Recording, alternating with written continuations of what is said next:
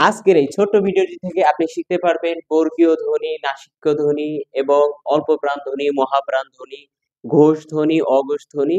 একই সাথে আপনি শিখতে পারবেন কোন বর্ণ কোথা থেকে উচ্চারিত হয়, অর্থাৎ উচ্চারিত স্থান অনুযায়ী সেগুলোর নাম কি এবং ধ্বনিগুলোর নাম কি। তো যেহেতু আমরা উচ্চারণ বিষয় নিয়ে আলোচনা করছি, সো আমরা এখানে বর্ণ না বলে আমরা ধ্বনি বলবো। এখানে আপনারা দেখতে পাচ্ছেন ক থেকে ম পর্যন্ত দেওয়া হয়েছে। প্রত্যেকটি ঘরে ৫ টি করে বর্ণ দেয়া রয়েছে। বাঁ থেকে ডান দিকে। তো এই যে ক থেকে মোট ম পর্যন্ত ২৫ টি ধ্বনি রয়েছে, বর্ণ রয়েছে। আমরা যেহেতু লিখছি সেহেতু বর্ণ উচ্চারণ করলে ধ্বনি। এই ২৫ টি ধ্বনিকে বলা হবে এই ২৫ টি ধ্বনিকে বলা হয় স্পৃষ্ট ব্যঞ্জন ধ্বনি বা স্পর্শ ব্যঞ্জন ধ্বনি। আমরা লিখতে পারি স্পৃষ্ট ব্যঞ্জন। এই ২৫ টিকে। এছাড়া এই ২৫ টিকে আপনি যেহেতু প্রত্যেকটি আমরা এখানে এগুলোকে প্রত্যেকটির মধ্যে ৫ টি করে বর্ণ থাকে, সেগুলোকে বলা হতে পারে বর্গীয় বর্ণ। বর্গীয় ধ্বনি বা বর্গীয় বর্ণ। ওকে। এই ২৫ টি কয়টি? তাও এই ২৫ টি। এই ক থেকে ম পর্যন্ত।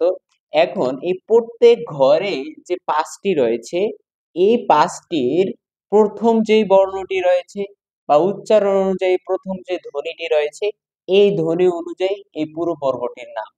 ক বর্গীয় ধ্বনি এগুলো সব। চ বর্গীয় ধ্বনি, ট বর্গীয় ধ্বনি, ত বর্গীয় ধ্বনি, প বর্গীয় ধ্বনি। তাহলে ক, চ, ট, ত, প এইভাবে ৫ টি বর্গে মোট ২৫ টি বর্ণ রয়েছে।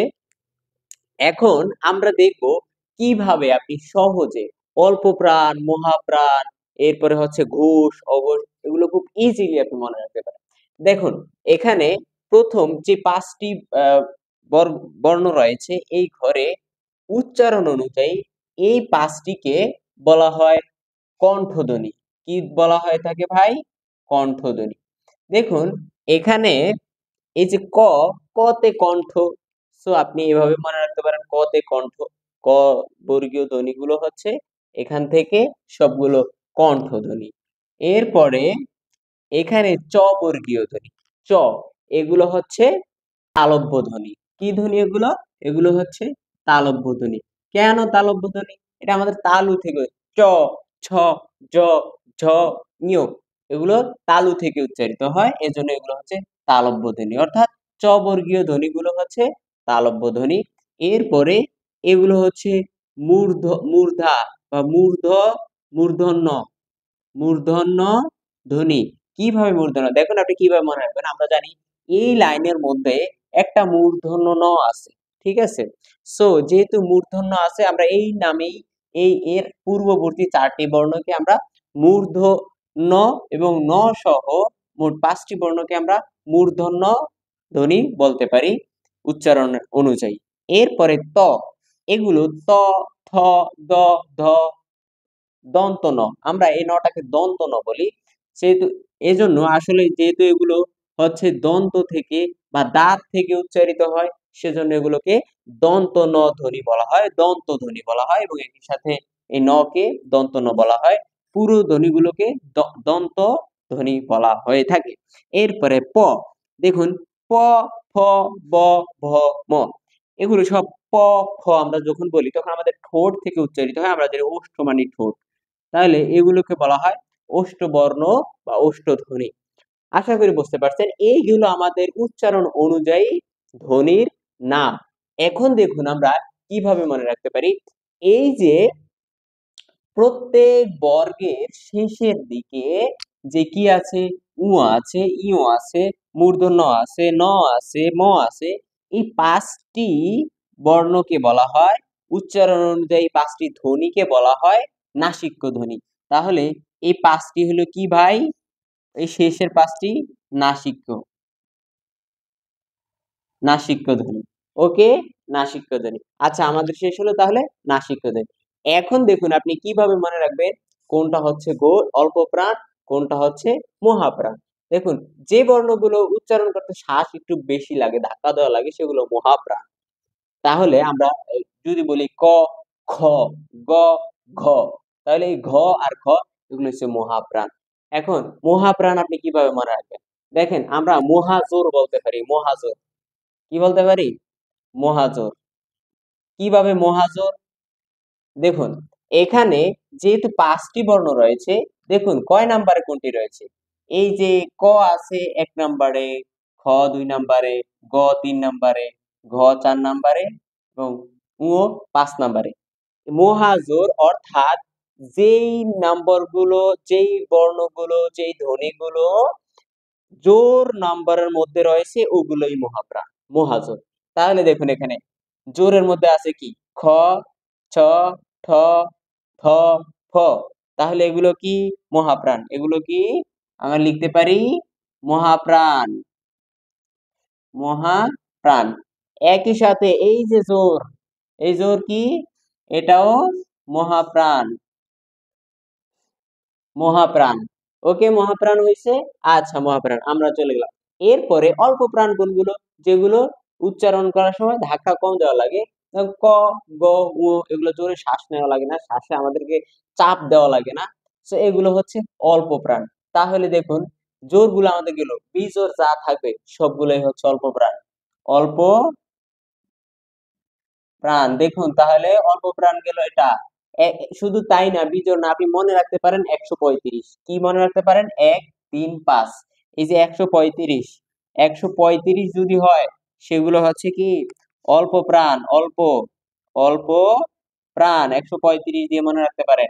এছাড়া জোর বেজোড় দিয়ে, তাহলে বেজোড় হলে কোনটায়? ৩ কি? অল্প প্রাণ, অল্প প্রাণ। কেন অল্প প্রাণ? দেখেন অল্প মানে কি? যেটা শক্তি কম, আর মহা মানে যেটা শক্তি বেশি। আমরা যখন এই যে ধরুন ১, ৩, ৫ যখন জোড়ায় জোড়ায় মানুষ থাকে, যখন জোরে জোরে থাকে তখন শক্তি আমাদের বেশি হয়। যদি একজন থাকে, সিঙ্গেল থাকে সেই ক্ষেত্রে, অর্থাৎ বেজোড় থাকে সেক্ষেত্রে শক্তি কম। এভাবে মনে রাখতে পারেন। ওটা হচ্ছে আপনি মনে রাখতে পারেন মেইনলি বেজোড় দিয়ে। এরপরে ৫, ৫ এটা কি? এটাও অল্প প্রাণ। এইগুলো আমাদের অল্প প্রাণ, মহাপ্রাণ, নাসিক্য, উচ্চারণ অনুযায়ী স্থান, স্পৃষ্ট, বর্গীয়। এবার বাকি আছে কি? এবার বাকি আছে আমাদের ঘোষ আর অঘোষ। কি আছে ভাই? ঘোষ আর অঘোষ। দেখুন ঘোষ আর অঘোষ গুলো আমরা কিভাবে মনে রাখতে পারি? একটি ছোট্ট গল্পের মাধ্যমে মাধ্যমে ঘোষ এবং অঘোষ বর্ণগুলোকে আমরা মনে রাখতে পারি। প্রত্যেক বর্গের এই যে প্রথম ২ টা রয়েছে, এই ২ টিকে বলা হবে অঘোষ। কি বলা হবে? অঘোষ। দেখেন আপনি কিভাবে মনে রাখেন। এবং শেষের যে ৩ টি আছে, এই ৩ টিকে বলা হবে ঘোষ।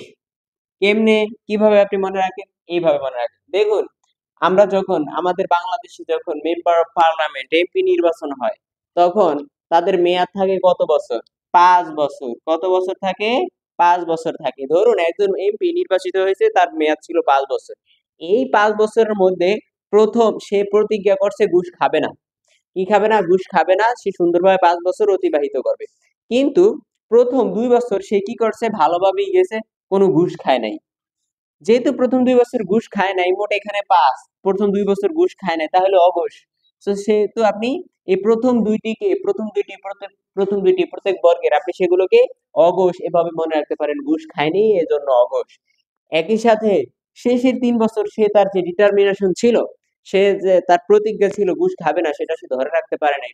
পরিবেশ পারিপার্শ্বিকতার কারণে এমপি এবং তাকে হচ্ছে করছে, ধরুন আরো তার মন্ত্রীর বিভিন্ন দিক নির্দেশনার কারণে, প্রধানমন্ত্রী বিভিন্ন ইস্যুর কারণে তাকে হচ্ছে ঘুষ খাইতে হচ্ছে শেষের ৩ বছর। সো শেষের ৩ বছর সে কি খাইছে? ঘুষ খাইছে। তাহলে এই যে শেষের ৩ টি রয়েছে প্রত্যেক বর্গের, শেষের ৩ টি, শেষের ৩ টি, শেষের ৩ টি, সেগুলো হচ্ছে কি? আপনার সেগুলো ঘোষ। সেগুলো কি? ঘোষ। তাহলে প্রত্যেক বর্গের শেষের ৩ টি হচ্ছে ঘোষ আর প্রথম ২ টি হচ্ছে অঘোষ। আশা করি বুঝতে পারছেন। এভাবে আপনি মনে রাখতে পারেন। এই ভিডিওটি দ্বারা যেকোনো প্রতিযোগিতামূলক পরীক্ষায় আপনি উপকৃত হবেন বলে আমি বিশ্বাসী, আশাবাদী। সকলে ভালো থাকবেন। দেখা হচ্ছে পরবর্তী অন্য কোনো ভিডিওতে। সুস্থ থাকবেন। আল্লাহ হাফেজ।